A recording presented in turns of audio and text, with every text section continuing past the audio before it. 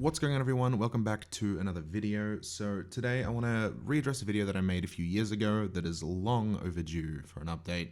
Anyway, here it is, Obsidian 6-pack giveaway going on in this video, so what you need to do is leave a like, comment down below, and subscribe to the channel, and you'll be entered. It is that simple. Thank you guys for watching. Hopefully you enjoyed the video, and I'll speak to you all very, very soon. Welcome on into the video, guys. So to start off this video, I'm going to be talking about what the Megalodon is.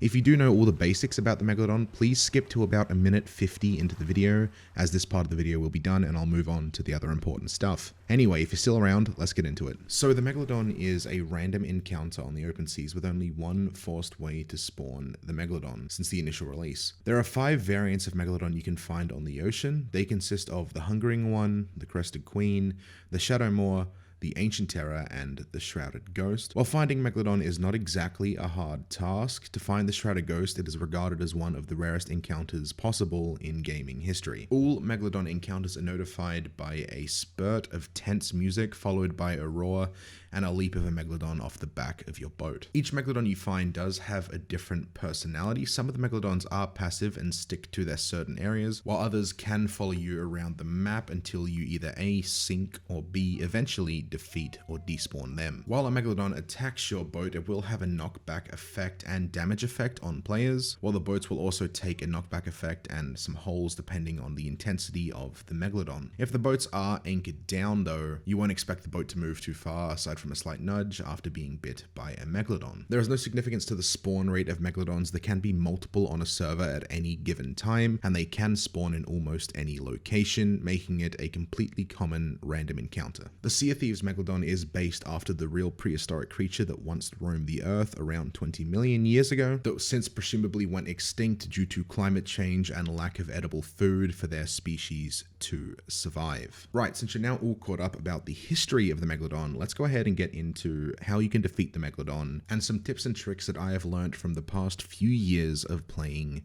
Sea of Thieves. So Megalodons vary in strength depending on the boat that it spawns to.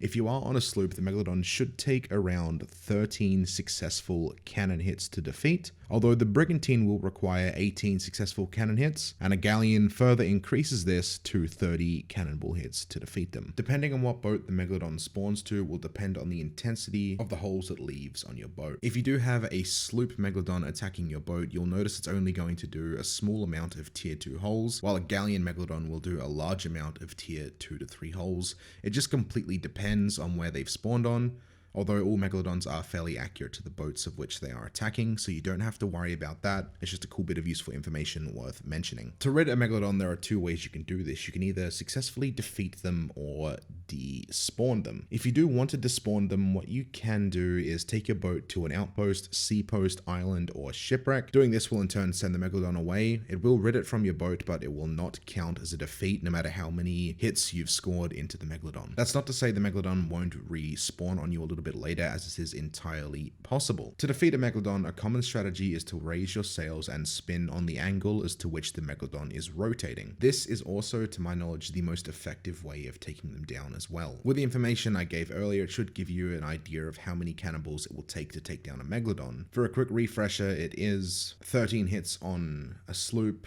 18 on a Brigantine, and 30 on a galleon, give or take 1 or 2. But in turn, this will defeat the Megalodon pretty quickly. You can also partner these cannonball shots with weapon ammo, although using an eye of reach and a pistol isn't exactly the most effective way to take down Megalodons. If you are in a tough situation, it will work at a much slower rate. You can also partner this with PvE elements, as skeleton ships and land operators skeleton cannons will also target a Megalodon over your boat, and that was a useful bit of trivia that I didn't mention in the previous video.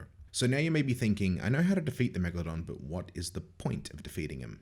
So, the reward pool of a Megalodon stays fairly static depending on what one you kill. It's important to note that you only get these rewards after effectively defeating them and not despawning them, as despawning gives you no reputation, no loot, and no emissary value. With that being said, after defeating a Megalodon, you'll be given a confirmed loot pool and a raise to your emissary level, assuming you are running a flag. You will on average get 5 pieces of Megalodon meat that can be used to sell to the Hunter's Cool for reputation, poison, or to eat, providing an 100% health regeneration rate and an additional amount of overheals that you can use for small amounts of damage. The loot you get from a Megalodon does range between 5 to 12 pieces of randomized loot, ranging from anything like skulls, chests, merchant items, and gems. In addition to the loot and meat you get from defeating a Megalodon, they also have ties to completing commendations in the Shrouded Spoils section tab and the Athena's Fortune progression tab, making these Megalodons worth their time, as it will take no longer than 5 minutes on average to kill a Megalodon encounter. So,